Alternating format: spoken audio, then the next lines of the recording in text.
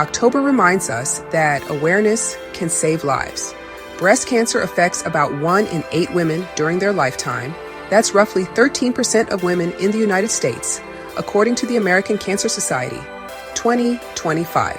While survival rates are improving, the number of new cases is still rising, especially in younger women under 50.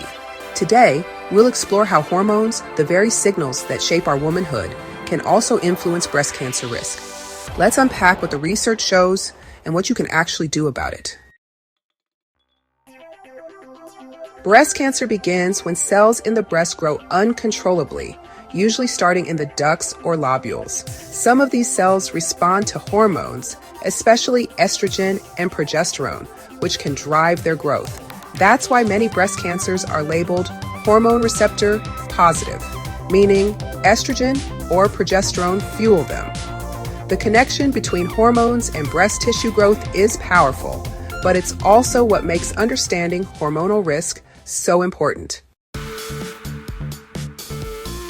Let's talk about how hormones influence your risk according to major studies and guidelines from the American Cancer Society and the Women's Health Initiative. Starting your period before age 12 or reaching menopause after 55 increases lifetime exposure to estrogen. More years of estrogen stimulation means a slightly higher risk of breast cancer.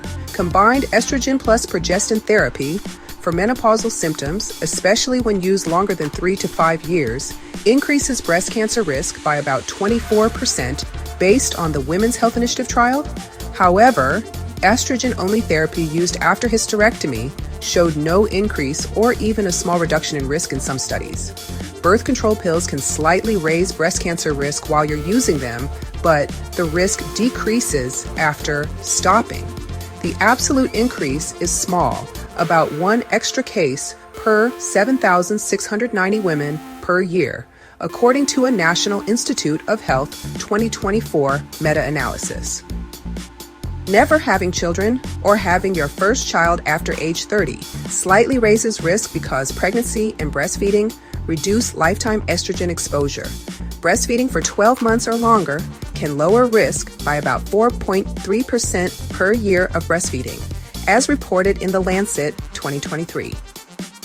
After menopause, body fat becomes the main source of estrogen, and high alcohol intake increases estrogen circulation. Even 1 drink per day raises risk by 7 to 10%, according to the American Cancer Society and the American Institute for Cancer Research. Hormones also influence breast density, basically, how much fibroglandular tissue you have versus fat. Dense breasts can actually make cancer harder to detect on mammograms, and they're also an independent risk factor all on their own. Women with very dense breasts have about 4 to 6 times higher risk compared to those with fatty breasts, according to a review published in Radiology 2024. If you've been told you have dense breasts, it's a good idea to ask about 3D mammography or MRI screening options. And don't forget genetics. BRCA1 and BRCA2 mutations account for around 5 to 10% of all breast cancers.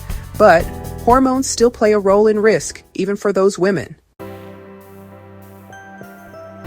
While you can't change your genes, or when you started your period, you can influence your hormonal environment.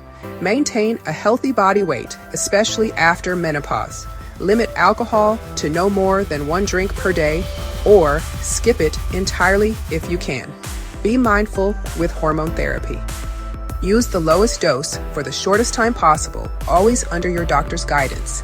Exercise regularly. Even brisk walking for 30 minutes a day can reduce your risk. Screen early. The American College of Obstetricians and Gynecologists recommend annual or biennial mammograms starting at age 40 for average risk women, and even earlier for those at higher risk. Awareness isn't just about wearing pink. It's about understanding your hormones, your risks, and your power to take charge. If this message helped you, share it.